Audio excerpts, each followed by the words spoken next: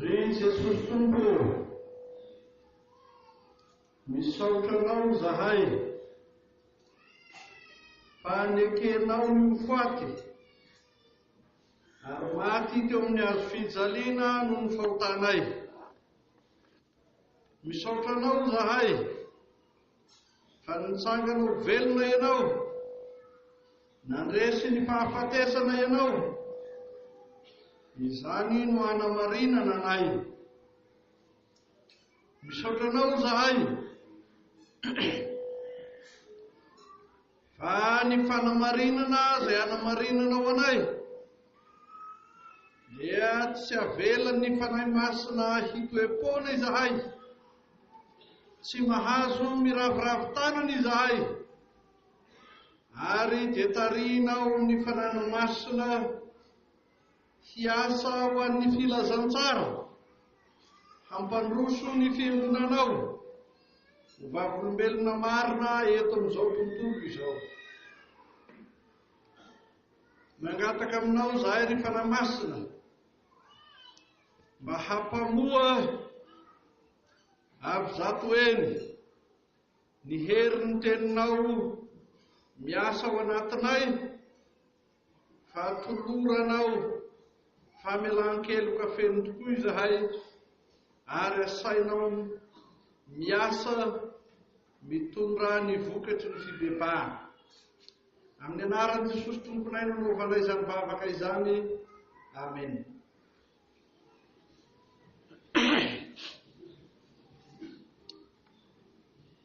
Ry havana malala rehetra ao amin'ny Tompo,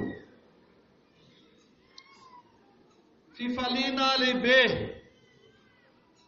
no azoanay mamangy ity renivohitry ny fileovana Mahazoarivo ity amin'izao alahady fiafaran'ny taom-piangonana izao, amin'izao alahady fetin'ny taranaka eto Mahazoarivo izao. Mirary ny fitahiana feno ho an'ny isam-batan'olona, ho an'ny isa-tokantrano, na isika eto Mahazoarivo, na ny zanakam-pelezana rehetra tonga amin'izao fetin'ny taranaka izao. Lazaiko mialoha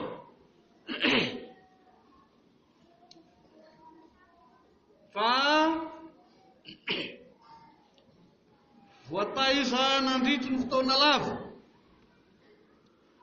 amin'ny fiainona toroteny fohy ny eto Mahazoarivo, ka mba tsy ho tapoka aminareo dia ambarako mialoha fa voahen'ny fotoana laninareo hatr'izay no laninareo anio. Ny anjarantsika amin'izao alahady 420 manaraka ny trinité, amin'izao fiafaran'ny taom-piangonana izao, dia ny filazantsara masina araka ny Jaona toko fahaenina andininy 730 ka hatramin'ny 170 no anjara perikopa ho antsika. Filazantsara masina araka ny Jaona toko fahaenina andininy 730 ka hatramin'ny andininy 170. Ary amin'izao fetin'ny taranaka izao, ny teny faneva izay niantsona antsika rehetra dia ny Agay toko voalohany andininy 9b, Hagay toko voalohany andininy 9b. Ovakitsika miaraka eo am-pitsanganana ny filazantsara masina araka ny Jaona toko fahaenina andininy 730 ka hatramin'ny 170 sy ny Agay toko voalohany andininy 9b. Toy izao ny vaky ny teny amin'ny anaran'i Jesosy Tompo. Ary izay rehetra omeny raiko ahy ahy no hanatonahy, ary izay manatonahy dia tsy mba ho laviko mihitsy, fa tsy nidina avy tany an-danitra aho mba hanao ny sitrapoko, fa ny sitrapony izay naniraka ahy. Ary izao no sitrapony izay naniraka ahy, dia ny tsy hamelako hisy very izay rehetra nomeny ahy, fa hatsangako indray amin'ny andro farany izy. Fa izao ny sitrapony ny raiko, dia ny ahazoany izay rehetra mijery ny zanaka ka mino azy fiainana mandrakizay, ary izaho hanangana azy amin'ny andro farany. Ary ataovy ny tranoko dia akasitrahako izany, sady ankalazaina aho hoy Jehova. Ry Ray Masonao manamasinana amin'ny fahamarinana, ny teninao ny fahamarinana. Amen.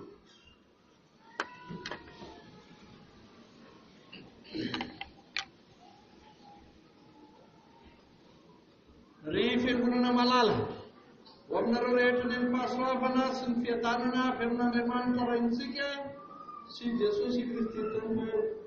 Amen.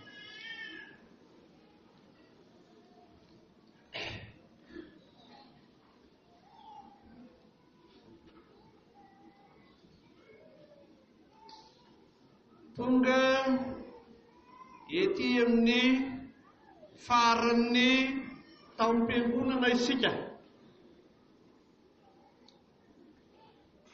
Ny dikan'izany dia hoe efa maro ireo tenin'Andriamanitra nanabeazana sy nitezanantsika farafahakeliny tato anatin'ny taona iray. Fa ny fanontaniana avy hatrany amin'izany dia ny hoe amin'ireo sitrapon'Andriamanitra marobe, na ny sitrapony ahatonga anao ho mpino matanjaka amin'izany finoana izany, na ny sitrapony hanaovanao ny asany sy hitondranao tena tsara araka izay mahazanak'Andriamanitra anao. Ny aiza amin'ireo no tanteraka mandritra izay taona iray izay.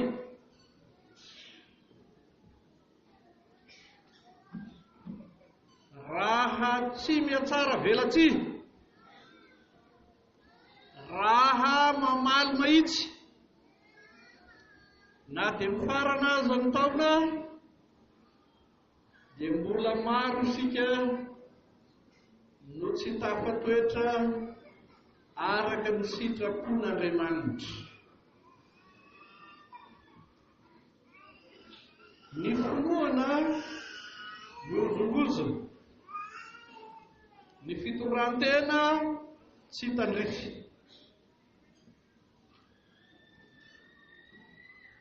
Izany indrindra no anterina amin'izao fetin'ny taranaka eto Mahazoarivo izao.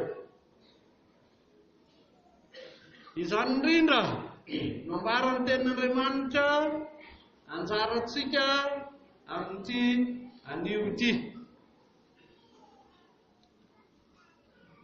Natanjaka dia natanjaka ny tsy finoan'ny Jiosy,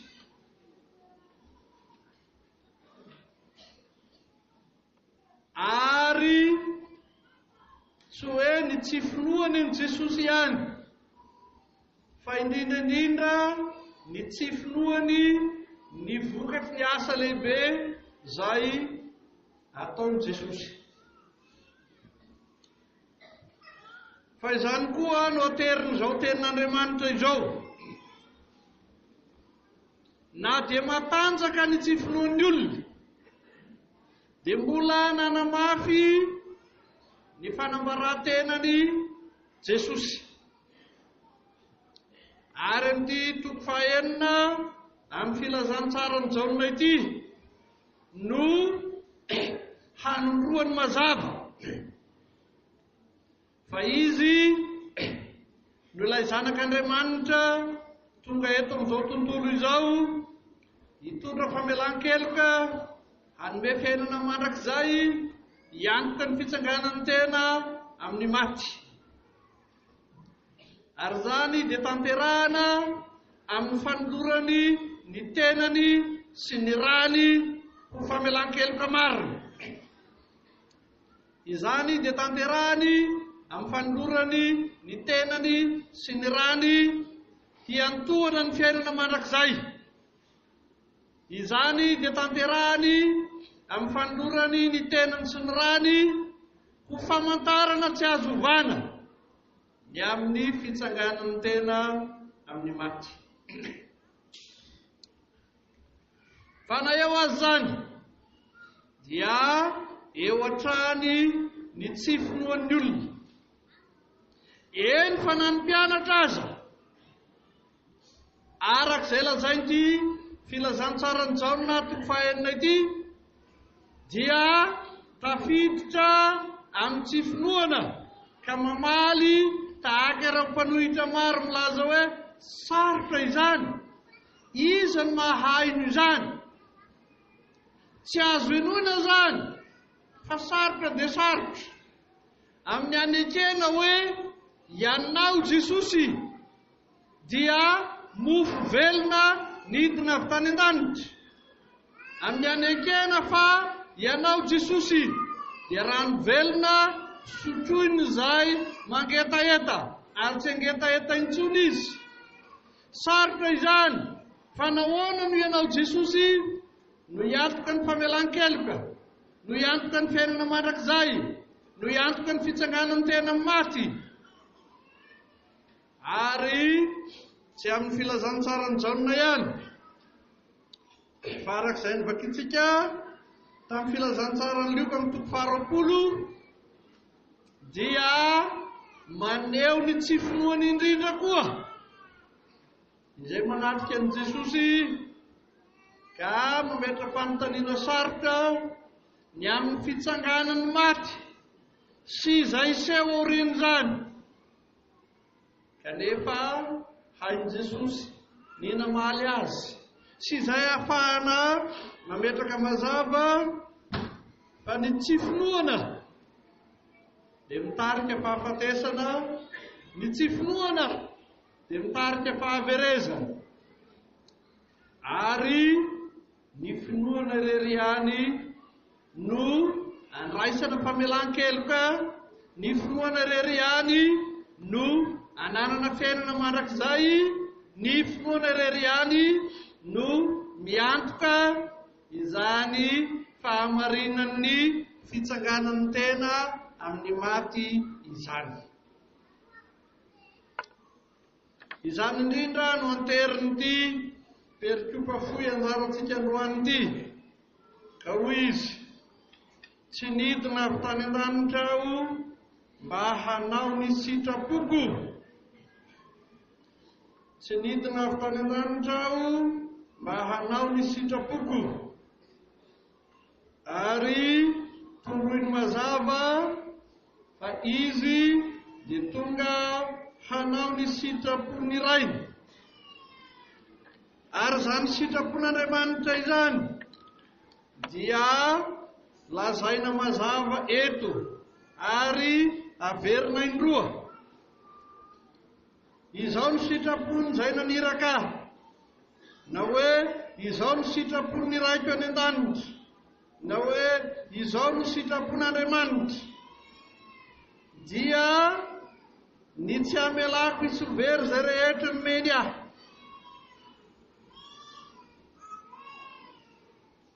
Satria ny tsy finoana mahatonga fahaverezana, ny tsy finoana mahatonga fahafatesana, ka ny sitrapon'Andriamanitra dia ny misakana ny fahaverezana sy ny misakana ny fahafatesana. Raha izay no ilazana azy amin'ny 9:30, dia izao no amerenany azy amin'ny 9:40, fa izao ny sitrapony raiko dia ny azo ahoany zay rehetra mijery ny zanaka ka mino azy fiainana mandrakizay na hoe tsy hovery na hoe hahazo fiainana mandrakizay dia milaza zavatra tokana anehoana ny sitrapon'Andriamanitra marina tokoa. Zao ry ilazany azy amin'ny 9:30 izay tsy very, izay tsy maty fa ho velona, izao hatsangana amin'ny andro farany. Fa izao no ilazany azy amin'ny 9:40 izao hanangana azy amin'ny andro farany. Manao izany fanambarana, fanampitranterana izany Jesosy amin'ity perikopa fohy ity mba ho mafy orona fa izay niaviany izy Jesosy anekeny ho faty amin'ny hazo fijaliana, anekeny hanolotra ny tenany sy ny rany, dia niantohana ny famelan-keloka, niantohana ny fiainana mandrakizay ary niantohana ny fitsanganany tena amin'ny maty. Ry fiangonana malala, raha mbola tafatoetra amin'ny fisalasalana na dia nandreny tenin'Andriamanitra nandritra ny taona maro aza, indrindra tamin'ny taona 1722 izay mifarana an'io ny taom-piangonana, indro manao antso hanao ny tenin'Andriamanitra, aza mitoetra ny tsy finoana fa fialanenina ho anao izao hanolorana ny finoana an'io zao, mba tsy ho diso anjara ianao fa manana famelan-keloka marina, manana fiainana mandrakizay marina ary mahazo antoka ny fitsanganany tena maty noho ny amin'ny hanoloran'i Jesosy ny tenany sy ny rany ho anao. Ry fiangonana malala, amin'izay nandrenesanao tsy tapaka ny tenin'Andriamanitra, amin'izay nandraisanao izany fahasoavana izany, amin'izay nitoeranao amin'izany finoana izany, izao antso ny tenin'Andriamanitra an'io zao dia hampitombo anao amin'ny finoana marina tokoa, hanamafisana aminao ny famelana ny heloka ao rehetra, hanamafisana aminao ny fanolorana ho anao ny fiainana mandrakizay, ary hanamafisana ho anao ny fahazoanao antoka ny asarobidin'izany fitsanganany tena maty voatoro Jesosy ho anao izany. Ry fiangonana malala, araka izay lazan'izao tenin'Andriamanitra izao dia tsy avelan'i Jesosy isovery fa iantohany ny fiainany izay rehetra mino, ho aza mety ho isan'izay tsy mino, aza mety ho isan'izay misalasala, aza mety ho isan'izay miroa hevitra.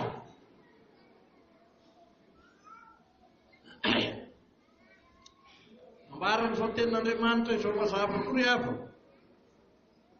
fa amin'izay tratry ny fahamafisam-po na dia lalan'Andriamanitra nenina amin'ny fanambarana ny teniny mandrakariva aza, indro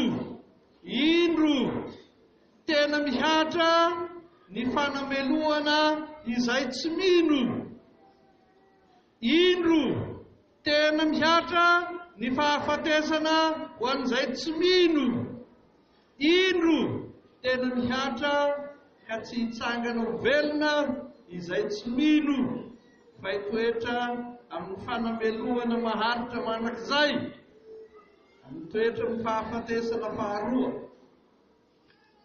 Ry fiangonana malala, tsy izany no sitrapon'Andriamanitra ho anao, ary zany no isian'izao tenin'Andriamanitra fialanenina aminao amin'izao fiafaran'ny taom-piangonana izao. Hevero ary ny alehibe ny fitiavan'Andriamanitra anao, hevero ary ny fialanenina izay ataon'i Jesosy aminao. Arak'izay nilazantsika azy teny am-panombohana dia tsy ny fahazoanao anjara ny famelan-keloka, tsy ny fahazoanao anjara ny fiainana mandrakizay ihany, ary tsy ny fiantohana ny fitsanganako velona ihany no ambara ny tenin'Andriamanitra falazainy aminao koa amin'ity fetin'ny taranaka an'ity. Raha tsy isan'izay maty ianao fa velona,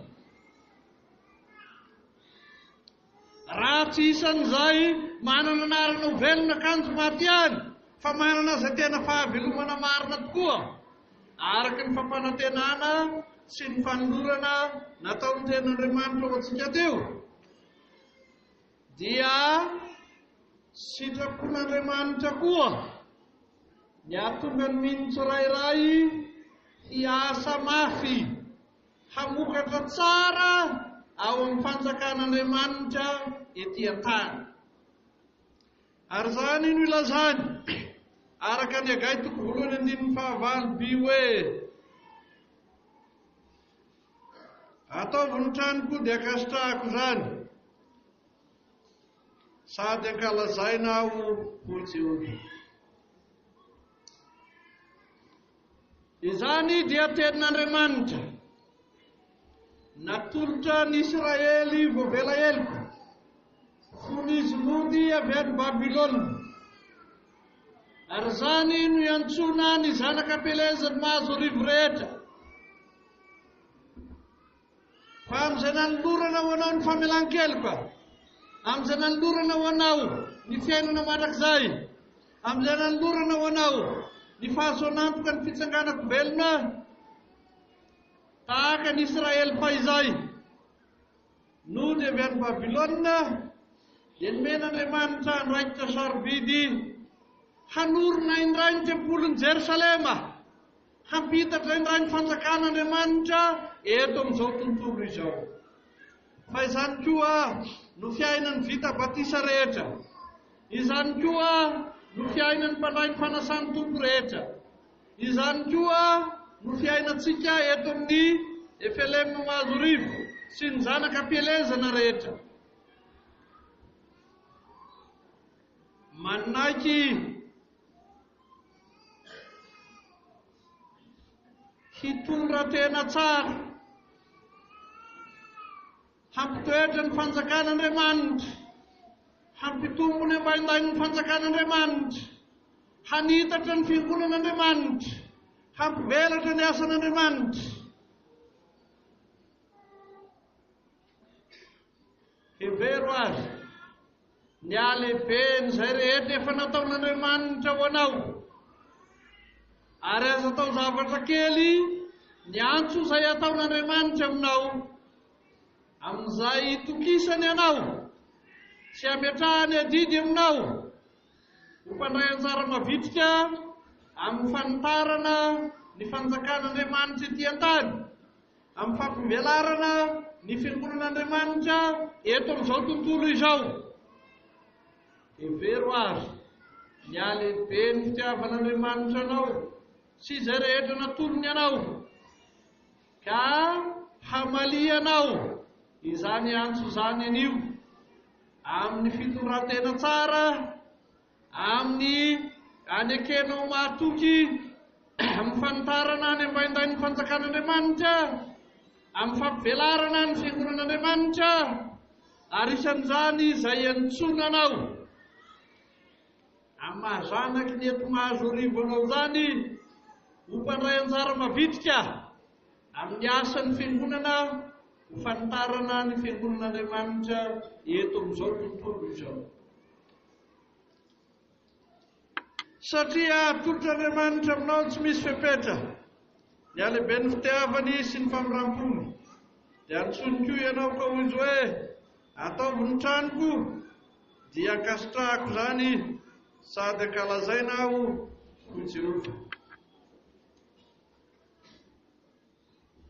Andraikitra lehibe sady masina no iantsoana ny vita batisa rehetra, no iantsoana ny mpandray ny fanasany tompo rehetra ho mpiara-miongonantoka amin'ny fanorenana sy fampivelarana ny ambaindain'ny fanjakan'Andriamanitra. amin'izao famangina ataona eto zao dia avy nitarika ny fivorian'ny komity foibe faha-efapolo ataon'ny fiangonana kristiana eto Madagasikara zahay. Ary nandritra izany fotoana izany dia nisy fotoana ny fampiresahanay filoham-piangonana 4 mirahalahy. Izao ny fanontaniana izay napetraky ny filoham-piangonana. Ianareo ve mampianatra ny amin'ny fahaforoan-karena?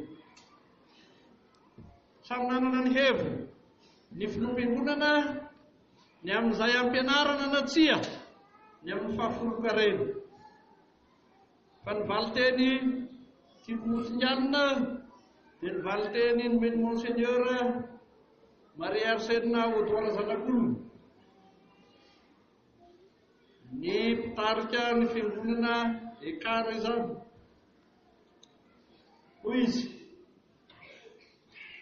rehefa manentana ny fiangonana aho dia milaza mahitsy be hoe efa lasa ny vazaha sy ny vola. Anjaranao ry zanako mametrahana ny fitokisana ny amin'ny ministera sy ny mision'ny fiangonana.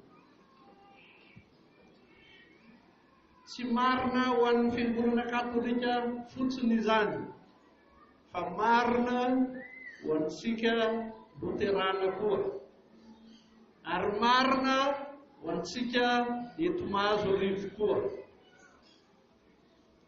Marina ny amin'izay nitokisan'Andriamanitra anao, marina ny amin'izay iantsony Jesosy anao, anakinany andraikitra lehibe sarobidy amin'ny fanorenana sy fanitarana ny fanjakan'Andriamanitra ety an-tany. Marina amin'izay iantsona sy tokisana anao ho mpiaraka amin'ny fampibelarana ny fiangonana sy ny asany eto amin'izao tontolo izao. Voatolotra ho anao ny famelan-keloka, voatolotra ho anao ny fiainana mandrakizay, voatolotra ho anao ny fahazoanantoka ny amin'ny fahamarinany fitsanganany tena maty sy ananganana anao indray. Ary amin'izany mitokisana anao sy antsona anao ho mpiara-miombonatoka amin'izao fanorenana sy fanitarana ny fanjakan'Andriamanitra eto amin'izao tontolo izao izany. Ary amin'izany no iantsona anao sy tokisana anao ho mpiara-miombonatoka amin'ny fampivelarana ny asan'ny fiangonana eto amin'izao tontolo izao. Izany no niantsoana antsika zanakam-pelezana rehetra hiara-misalahy amin'ny famalihana izany antso-masina izany.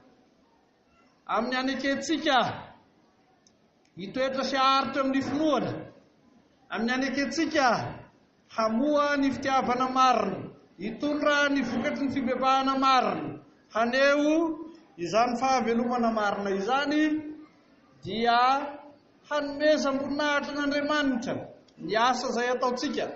Fa indrindra ny ilazany ten'Andriamanitra azy, ankasitrahako izany ary ankalazaina aho. Ry fiangonana malala,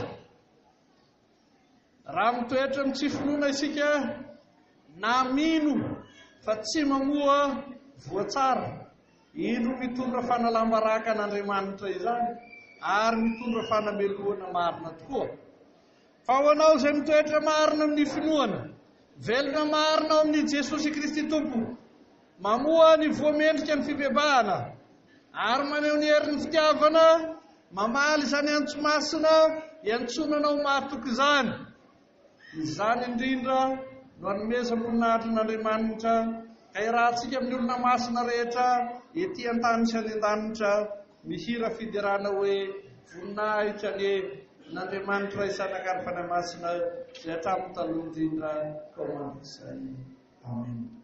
Mitsangana karaisy ny fitahina. Ny fahasoavan'i Jesosy Kristy Tompo, ny fitiavan'Andriamanitra ray ary ny firaisana amin'ny fanahy masina ho aminareo rehetra ny hatramin'izao ko mandrakizay. Amen.